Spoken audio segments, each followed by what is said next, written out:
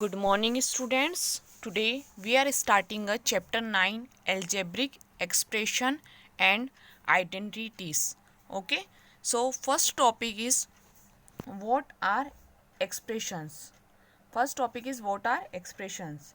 So we have to discuss about what are expressions.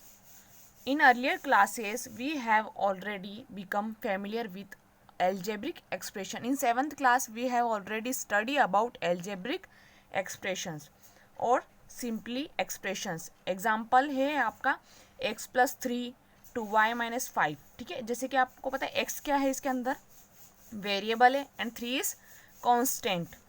सो हम इसमें क्या देख सकते हैं कि वेरिएबल एंड कॉन्स्टेंट का जो कॉम्बिनेशंस होता है, जो टर्म्स से मिलकर बना होता है, वो आपका एक्सप्रेशन होता है. ठीक है, you can form more expression. As you know, expression are formed from a variable and constant. यहाँ लिखा हुआ है आपका जो एक्सप्रेशन है वो किससे मिलकर बना होता है, वेरिएबल एंड कॉन्स्टेंट से. Is it clear? The expression 2y-5, जैसे कि हम इस एक्सप्रेशन की बात करते हैं, 2y-5 is formed from the variable y. इसके अंदर वेरिएबल कौन है 2y-5 में? y है एंड कॉन्स्टेंट 2 एंड 5. ये जो 2 है और ये 5 है आपका कॉन्स्टेंट है. और 2y में अगर हम बात करें 2y का क्या है, तो 2y का है आपका कॉफिशिएंट. ये चीज़ हम ऑलरेडी 7th क्लास में स्टडी कर चुके हैं. ओके, 2y का कॉफिशिएंट है. इसके बाद हम बात करते हैं नेक्स्ट. इसमें we know that the value y in the expression 2y-5 be anything. It can be 2, 5 -3 0 5/2 -7/3 extra. Actually countless different value इसमें लिखा गया है कि 2y जो है इसकी डिफरेंट वैल्यू आ सकती है. दैट मीन्स अगर y की जगह आप 0 पुट करते हो तो अलग आंसर आएगा, 1 करते हो तो अलग आएगा, 2 करोगे तब अलग आएगा. दैट मीन्स आपके जो वेरिएबल की वैल्यू पे डिपेंड करेगा कि उसका आंसर क्या आता है. ठीक है, इसके बाद हम आगे चलते हैं नेक्स्ट टॉपिक पे हमारे term, factors and coefficient. Okay, so term क्या होती है, फैक्टर्स क्या होते हैं, कॉफिशिएंट क्या होते हैं. Take the expression 4x+5. सबसे पहले हम एक्सप्रेशन लेंगे 4x+5.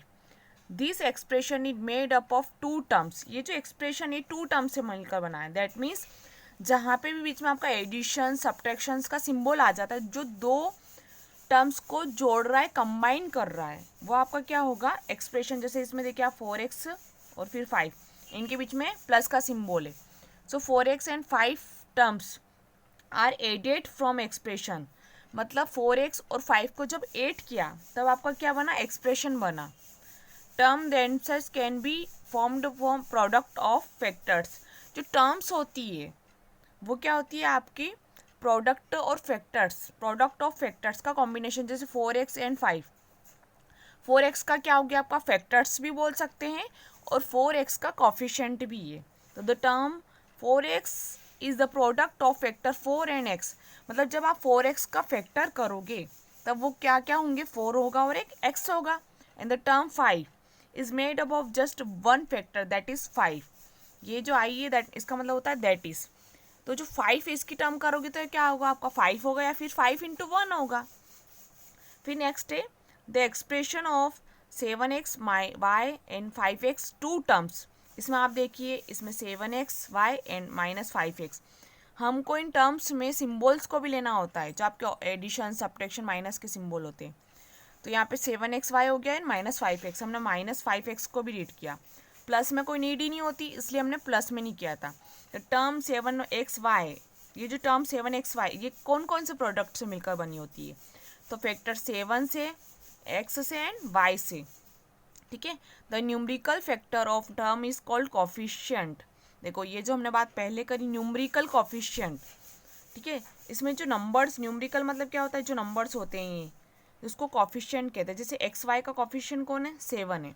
The coefficient of term X Y 7 and the coefficient of the term -5x is -5. मतलब ये जो -5x है इसका कॉफिशिएंट कौन है, -5 है. ओके, अब हम बात करेंगे नेक्स्ट टॉपिक की, monomial, binomial and polynomials. Okay, so monomial, binomial and polynomials. So monomials क्या होता है, ठीक है। तो expression that contain only one term, expression that contain only one term is called monomial. ये आपकी मोनोमियल की डेफिनेशन हो चुकी है। जिसके अंदर ओनली वन टर्म होती है वो क्या होता है आपका मोनोमियल। सेकेंड है आपका expression that contain only two terms is called binomials. Binomials that means जो दो टर्म से मिलकर बना होता है, जैसे a प्लस बी हो गया, 2x+y हो गया, ठीक है, जिसमें दो एक सिंबल आ रहा है बीच में और दो टर्म्स को, दो फैक्टर्स को ऐड कर रहा है। एंड थर्ड है an expression that contain three terms is called trinomial. जिसमें तीन टर्म्स होती है उसको क्या कहते हैं, ट्राइनोमियल्स कहते हैं।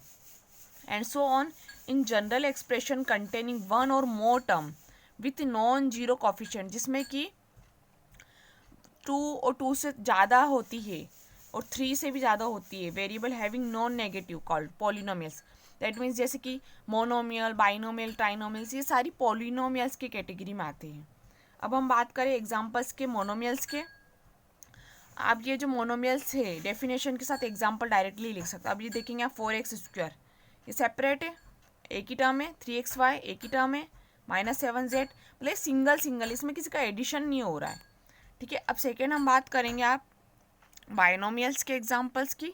तो आप देखेंगे कि बाइनोमियल्स a और प्लस b, मतलब ये दो से मिलकर बना होता है, दो टर्म्स को इसने ऐड किया, 4l + 5m, टू टर्म्स से मिलकर बना। ये देखेंगे 5 - 3xy, ये भी दो टर्म्स से मिलकर बना है।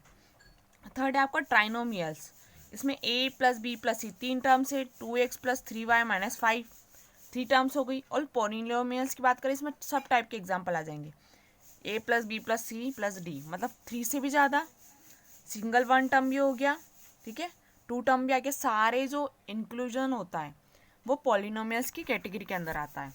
जैसे कि अब हम बात करें, स्टार्ट करेंगे मोनोमियल्स से, ठीक है। तो जैसे मैंने लिखा 2x, ये आपका हो गया मोनोमियल्स। अगर मैंने इसमें y को ऐड करा बाइनोमियल्स, और मैंने इसके आगे और ऐड कर दिया 3z y, ये हो गया ट्राइनोमियल्स, ठीक है। तो इस टाइप से हम जितना बढ़ाते जाते हैं सिंगल टर्म्स को, टू टर्म्स में, थ्री टर्म्स में कंटेन करते जाते, उस टाइप से ये आपके होते हैं। नेक्स्ट आता है हमारा point, like and unlike terms. Like and unlike terms, तो लाइक टर्म्स क्या होती है, look at the flowing expression. इनको देखिए, इसमें 7x, 14x, -13x, x², इसमें सारे में यहाँ पे y, यहाँ पे आपका x चल रहा था, यहाँ पे y स्टार्ट हो चुका है, ठीक है। तो like term form this are, ये तो मिक्स था। अब लाइक टर्म्स का मतलब क्या, 7x, 14x, -13x, that means ये जो सारे हैं इसमें आप देखेंगे x ही ओनली, ठीक है, x ही है, सिंगल x। फिर सेकेंड में 5x² - 9x², मतलब इसमें x के साथ स्क्वायर है, अगर इसके साथ स्क्वायर है तो इसके साथ भी स्क्वायर है।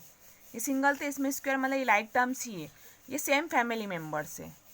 नेक्स्ट हम बात करेंगे आगे और एग्जांपल्स की। 7xy - 5yx are like terms. अब आप सोचेंगे यहाँ xy है और यहाँ yx, तो इससे कोई इफेक्ट नहीं पड़ता है।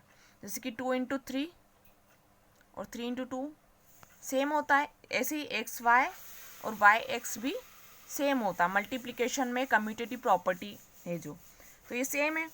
अब y or 7x and 7y not like, इसने कहा ये लाइक क्यों नहीं है, तो आप देखेंगे इसका वेरिएबल और इसका वेरिएबल चेंज है, इसमें x और इसमें y है, तो ये जो डिफरेंट होता है 7x and 7xy not like, तो ये अनलाइक टर्म्स हो गए आपकी, जो अलग अलग फैम है। ये x है और x², क्या हम इसको एडिशन सब्ट्रैक्शन कर सकते हैं, इसमें कुछ भी नहीं हो सकता है, ओनली मल्टीप्लिकेशन हो सकता है, तो ये लाइक टर्म्स नहीं है। तो ये हमारा बेसिक था। अब हम पढ़ेंगे एडिशन सब्ट्रैक्शन एल्जेब्रिक एक्सप्रेशंस। तो इसमें मैं आपको थोड़ा सा बताना चाहूँगी कि एडिशन सब्ट्रैक्शन जो होता है वो लाइक टर्म्स का लाइक टर्म्स में एडिशन होता है और सब्ट्रैक्शंस भी लाइक का लाइक में ही होता है। जब हमने 7th क्लास में ऑलरेडी इसको स्टडी कर रहा था, तो जैसे कि हम ऐड करते हैं, और हम इसको चैप्टर 2 में भी पढ़ चुके हैं। जैसे 2x है को x में ऐड करेंगे तो आपका 3x आएगा, ठीक है। तो ये भी लाइक था और ये भी लाइक था, तभी ये एडिशन हुआ। अब मैं चाहूँ कि 2x² में मैं x को ऐड कर दूँ, तो ये पॉसिबल नहीं है। क्यों? क्योंकि ये अनलाइक है, ये x² और ये x है। So it's a basic of our chapter.